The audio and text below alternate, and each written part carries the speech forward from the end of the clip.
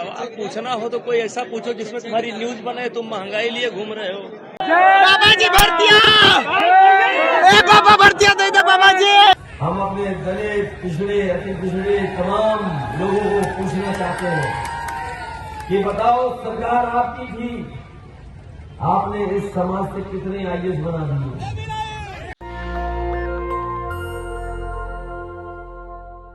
ये 3 वीडियो देखा आपने।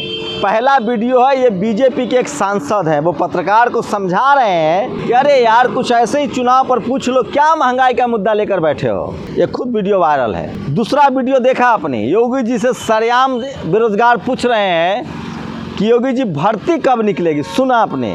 बाबा जी भर्तियां, बाबा भर्तियां दे दे बाबा जी। तीसरा वीडियो अखिलेश का है। उन्होंने अब साफ साफ अखिलेश यादव बदल गए हैं और उनको अब लगने लगा है कि दलित, पिछड़ा, मुसलमान जो है वही उनको वोट दे रहा है और उनका रखरखाव अब उनको करना होगा। उन पर आरोप लग रहा था कि वो दलितों के, पिछड़ों के हितैषी नहीं है। अखिलेश ने कहा है कि बीजेपी बताए कि उसने कितने आईएएस आईपीएस बनाया और लेटरल एंट्री और जाति जनगणना की बात कर रहे हैं। नमस्कार, मैं शंभू कुमार सिंह और आप देख रहे हैं नेशनल दस्तक। आप सब लोग चाहते हैं कि क्या हुआ। 5 फेज का चुनाव हो चुका है, लगभग 300 सीटों का मसला सुलझ चुका है, 100 सीट और बचे हुए हैं। आप लोग सोच रहे होंगे कि क्या है, लेकिन उससे पहले यूपी का चुनाव में क्या होगा वो बताऊं, पहले वीडियो देख लीजिए। ये अखिलेश यादव का ताज़ा वीडियो है, सुन लीजिए एक बार। हम अपने दलित, पिछड़े, अति पिछड़े तमाम लोगों को पूछना चाहते हैं कि बताओ, सरकार आपकी थी, आपने इस समाज से कितने आईएएस बना दिए? कितने पीएससीएस बना दिए? तो सुना आपने, अखिलेश यादव अब सामाजिक न्याय को लेकर प्रतिबद्ध हो गए हैं और उनकी समझ बढ़ी। अब उनको लगने लगा है कि इस देश में एससी, एसटी, ओबीसी, माइनॉरिटी के हक अधिकार की बात करनी पड़ेगी, तभी मनुवाद को हराया जा सकता है। उनको लगने लगा है कि सवर्ण समाज उनको वोट नहीं करता है। मेरे सूत्र बता रहे हैं कि उनके तमाम करीबी इस बात को जानते हैं, यहाँ तक कि अरविंद केजरीवाल भी जानते हैं कि दिल्ली में बनिया के अलावा और कोई सवर्ण उनको वोट नहीं करता है।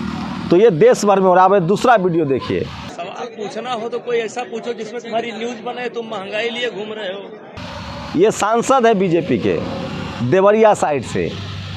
ये कुश्ती फेडरेशन में भी है। इन्होंने भी एक खिलाड़ी को थप्पड़ मारा था। अब इनका एक वीडियो लीक हो रहा है। इस वीडियो में कह रहे हैं एक पत्रकार को कि क्या महंगाई का मुद्दा लेके बैठे हो, हमसे पूछ लो कोई साधारण सवाल। इन्हीं पत्रकारों की वजह से आज आपका बच्चा यूक्रेन में फंसा हुआ है, क्योंकि मीडिया ने दिखाया नहीं। इन्हीं पत्रकारों की वजह से पैदल चलकर आप मरे थे। इन्हीं पत्रकारों की वजह से नोटबंदी में आप मरे थे। इन्हीं पत्रकारों की गलतियों की वजह से ऑक्सीजन नहीं मिला था। अगर सरकार से पत्रकार सवाल पूछ लेते तो आपकी ये दुर्दशा न होती, आपकी ये दुर्गति न होती। अब एक और वीडियो देख लीजिए। ये वीडियो है, योगी आदित्यनाथ एक रैली में जा रहे होंगे, सरेआम। सोचिए किस तरह से पहले योगी जी के राज में ठोको पुलिस थी, लोग डरते थे, लेकिन अब कोई डर नहीं रहा है। चुनाव का समय है, जनता खुद उनके द्वार जा रही है। वो सवाल पूछ रहे हैं कि भर्ती कब होगी। ये सुन लीजिए एक बार। बाबा जी भर्तियां, बाबा भर्तियां दे दे बाबा जी। तो सुना आपने, वो लगातार कह रहे हैं कि भर्ती कब होगी, भर्ती कब होगी, भर्ती कब होगी। मतलब सरकार से अब जनता सवाल पूछ रही है। कायदे से तो मीडिया को सवाल पूछना चाहिए था। अब आते हैं यूपी चुनाव पर। अब इन्हीं वीडियो से आप अंदाज़ा लगा लीजिए कि यूपी में बीजेपी की क्या हालत होने जा रही है। लगभग 300 सीटों पर चुनाव हो चुका है, 2 फेज के चुनाव बाकी है। गोरखपुर और बनारस 2 सेंटर होगा। पूर्वांचल में अब वोटिंग बाकी है। यकीन मानिए बीजेपी का नाम लेवा नहीं है। पिछड़ा, दलित और मुसलमान ये तो कम से कम बीजेपी को वोट नहीं दे रहा है। सवर्ण समाज में भी थोड़ी बहुत टूट है, लेकिन वो एक मुश्त बने हुए हैं। लेकिन सबसे बड़ी बात है जो बीजेपी को जिससे वोट मिलता है, हिंदू मुस्लिम, राम मंदिर, अयोध्या, काशी, बनारस, ये मुद्दा भी पूरी तरह से फेल है। और सबसे ज़्यादा तो बुरा ये हो रहा है कि यूक्रेन में जो मामला फंस गया है, जिस तरह से छात्र वहाँ फंसे हुए हैं, उससे भी बहुत ज़्यादा मिट्टी पलीद हो रही है। और सच्चाई है कि अब खबर रुक नहीं पा रही है। अब सोशल मीडिया की वजह से लगातार खबरें सामने आ रही है और लोग पूछ रहे हैं कि इनके सारे फैसले से लोगों की मौत ही होती है। जो विदेश में डंका बज रहा था उसका भी पोल खुल गया है। रोमानिया, पोलैंड जैसे देश जो है इनको भाव नहीं दे रहा है। चीन इनके खिलाफ़ है।